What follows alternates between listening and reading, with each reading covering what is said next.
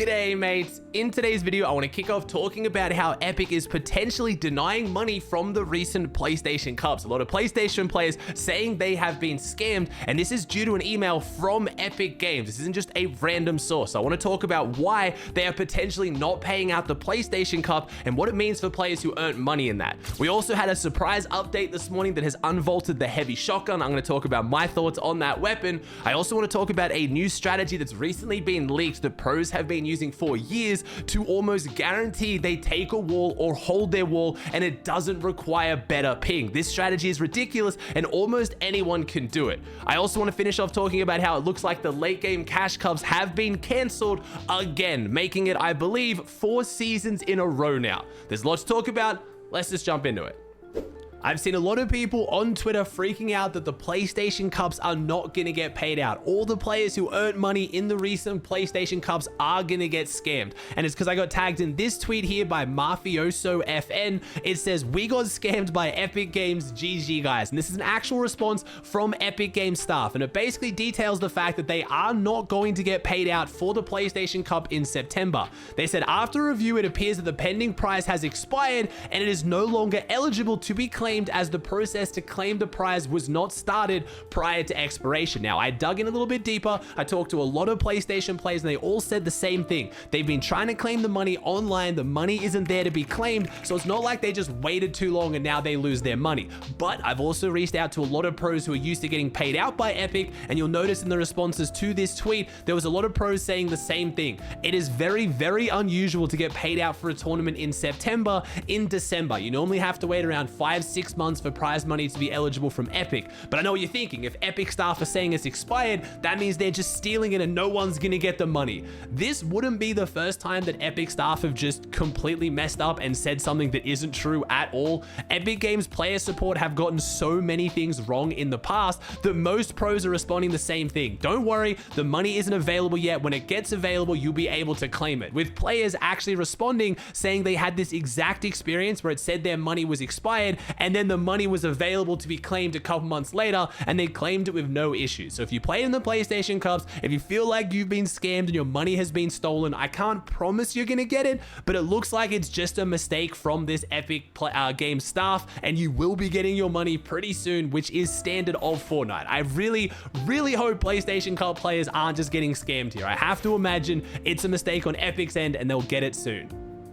Yes, I'm wearing different clothes. It's because this update came out after I filmed the rest of this video. We do have the heavy shotgun being unvaulted. It's come back to Fortnite and it's in competitive as well. Now, I've made a tweet saying W or L to try to get some of the community's opinion on the heavy shotgun. If you guys forget how the heavy shotgun works, it's the new version that shoots the one single slug. It has the tiny crosshair. If you hit your shot, it hits ridiculous damage. But if you're firing without ADSing, the shotgun has bloom, which was always really frustrating for box fights. And honestly, msativa7 on Twitter actually summed up most people's thoughts, I feel like, really well. He said, massive L for build. It's literally the worst shotgun for build fights and box fights because of the bloom and big ass crosshair while jumping, and annoying as F off spawn because rats can one tap you from across the building.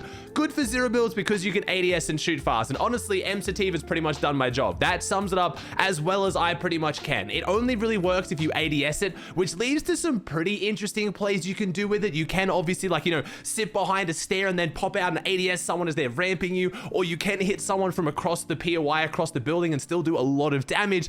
But that honestly feels like a pretty frustrating way to die on spawn quite a lot. Meanwhile, when you actually fight someone good and you want to try to use it skillfully, you want to hit a peanut butter edit and like jump peek them, you can't, because unless you're ADSing it, it has bloom. You're just flipping a coin and hoping your shot hits. So I'm not gonna lie, it's definitely not a shotgun I think I'm gonna be using very often. When it came back last time, I didn't really use it at all. I would have loved to see some kind of like charged shotgun, maybe a double barrel. You guys know me, maybe Dragon's Breath. I know everyone hates it, but I loved it.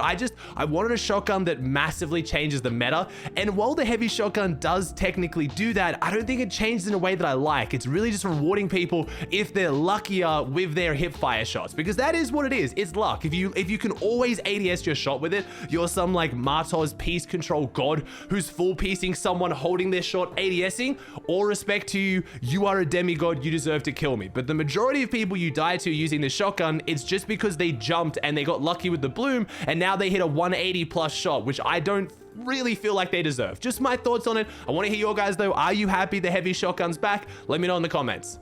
I wanted to talk about a strategy that Paragon Tweaks actually exposed recently that a lot of pros have been doing for years that gives you a massively increased chance of either taking walls or holding your own walls. It's called double build binds, and it's very simple. All you have to do is go into your settings, go to where the place build keybind is, and set a second button for this, and then hold down that button as well as your regular left click, and you have a much bigger chance of now taking walls or holding them. Yes, this is unfortunately impossible on controller. There is no way you can do this on controller. You can't set double place binds on controllers, so I really do apologize to you guys. This strategy isn't going to work for you, but it's pretty ridiculous on mouse and keyboard. So it's as simple as it sounds. When you go to take a wall or hold a wall, let's say you make your second build bind control, you hold down control and left click, and you now have a massively increased chance when it comes to the 50-50 or whatever mechanic is in the game right now for taking and holding walls. This is probably why you've had certain players you versed who, despite you having good ping or them having worse ping,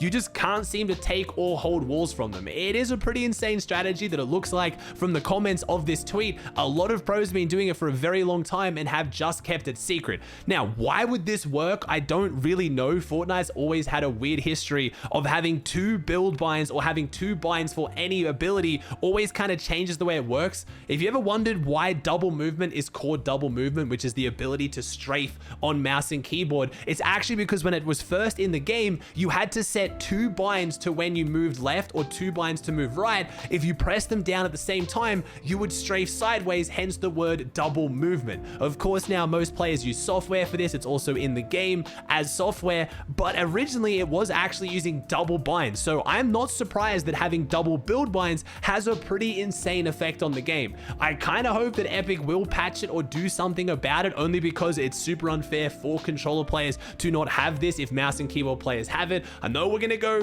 down that giant rabbit hole then of all mouse and keyboard players should have aim assist and then controller players should have single button reset. There's only so far you can go to make both the inputs as balanced as possible, and if you're on mouse and keyboard right now, I wouldn't really be complaining. I think the more and more mechanics that get added to the game, the less room there is on controllers. Aim assist being the weakest it's ever been, sometimes just turning off completely.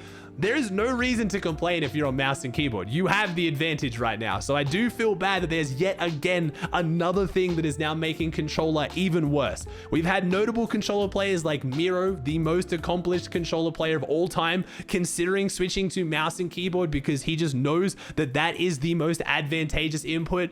It's not a surprise. There's never been a single controller player to win an FNCS on EU. Mouse and keyboard is just superior. And at this point, it's getting even worse for you guys. If you're on controller and you're on PC, I would seriously consider switching if you wanted to. If you have the ability to, if you ever thought about it, this might be the time to finally bite the bullet and switch to mouse and keyboard. If you're on console, it's a little bit different. Console, you have console aim assist, which is stronger than PC aim assist, so that does kind of even things out a little bit. Also, if you're using mouse and keyboard on console, there is more input delay than on PC, which will also be another factor to make controller better. So if you're on console, it's really up to you. I can't really speak to that too much, but if you're on PC, honestly, the pros and cons right now of mouse and keyboard is looking ridiculous.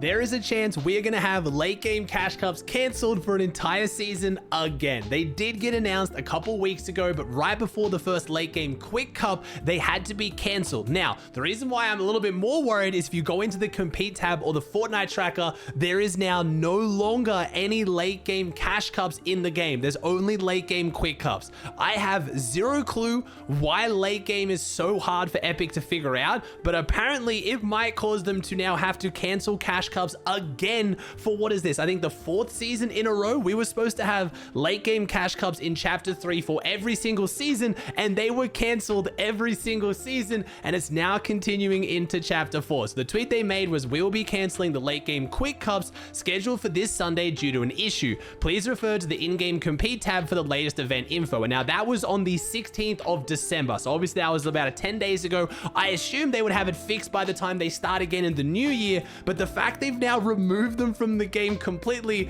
doesn't give me a lot of confidence.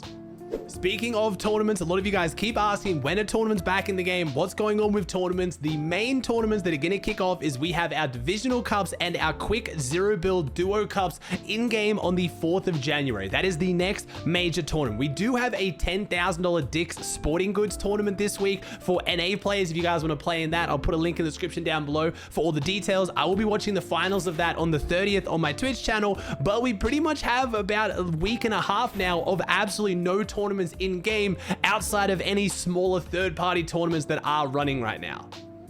Trust me, as someone who makes a living off content around tournaments, obviously I don't like this massive break in tournaments either, but it is pretty standard. A lot of people freaking out on socials from what I've seen about a massive break in tournaments. This is a pretty standard break for Epic to have over the Christmas when they take a break. Right now, Epic staff are on holidays. The fact we have tournaments kicking off as early as the 4th of January, I would actually say is a lot better than usual. And we have FNCS kicking off in February. We still haven't gained any extra information about exactly how FNCS is working. We just know that it's going to be duos, it's going to take place in February, and it's 5 weeks long. We do have a blog post coming out sometime in January to give us a lot more details on FNCS, and that's when I think we're going to hear about some LAN events or whatever's going on with NA East and NA West combining. Alright guys, that does it for another video. I hope you enjoyed. If you did, please chuck a like on it, subscribe to my channel down below, and I'll see you in the next one.